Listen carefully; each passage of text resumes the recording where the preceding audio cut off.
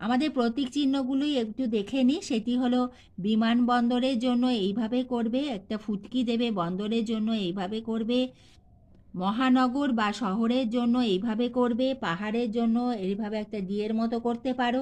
আমি তোমাদের এইগুলো দেখাচ্ছি, তোমরা অন্য প্রতীক চিহ্ন করতে পারো, কিন্তু সেটা যেন সেইটাকে ডিনোট করে সেই ধরনেরই তোমরা চিহ্ন দিও।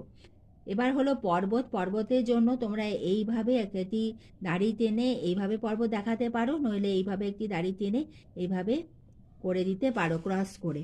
এরপরে আমাদের আসে পর্বত শৃঙ্গ। পর্বত শৃঙ্গের জন্য এই চিহ্নটি ব্যবহার করতে পারো। হ্রদের জন্য এইভাবে, নদ নদীর জন্য তোমরা এইভাবে করবে। আরেকটি হলো আমাদের নদ নদীর সময় অতি অবশ্যই সেটি পূর্ব বাহিনী কি পশ্চিম বাহিনী সেই অনুযায়ী কিন্তু তোমাদের অ্যারো অর্থাৎ তীর চিহ্ন দিতে হয়।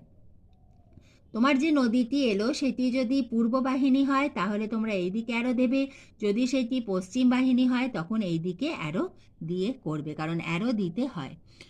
উপদ্বীপের জন্য তোমরা এই চিহ্নটি ব্যবহার করতে পারো। মরু অঞ্চলের জন্য তোমরা ডট ডট সেই জায়গাটা দেখিয়ে দিলে, মরুভূমি সেখানটা দেখিয়ে দিয়ে তোমরা এইভাবে ডট ডট অর্থাৎ বালি দেখালে এইভাবে। এছাড়া বৃষ্টিপাত যুক্ত অঞ্চলের জন্য ডাউনওয়ার্ডস অ্যারো অর্থাৎ নিচের দিকে তীর চিহ্ন দিয়ে তোমরা বৃষ্টিপাত যুক্ত অঞ্চলও দেখাতে পারো, কারণ তোমাদের বৃষ্টিপাত যুক্ত অঞ্চল আসে, মরু অঞ্চল আসে, সেখানটা মানচিত্রে তোমরা এভাবে এঁকে দিয়ে সেই জায়গাটা করে দিয়ে তোমরা এই চিহ্নগুলো দেখিয়ে দেবে। এছাড়া আমাদের মাধ্যমিকে উপত্যকা আসে, উপত্যকাটা তোমরা এইভাবে দেখাবে।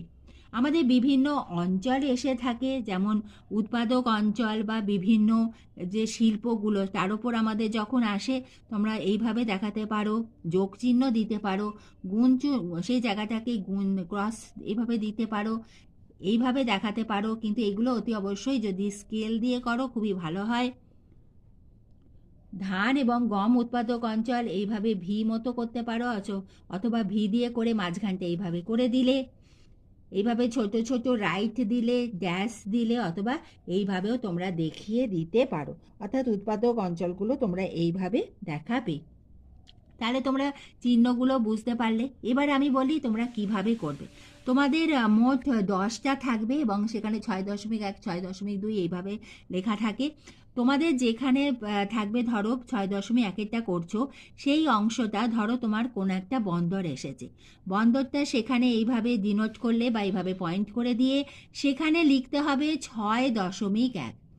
ধরো তোমার 6.2-তে কোনো নদী আছে, সেই নদীটা তুমি এঁকে দিলে, সেখানে লিখলে 6.2, সেখানে যে নদীটা রয়েছে সেই নদীর নাম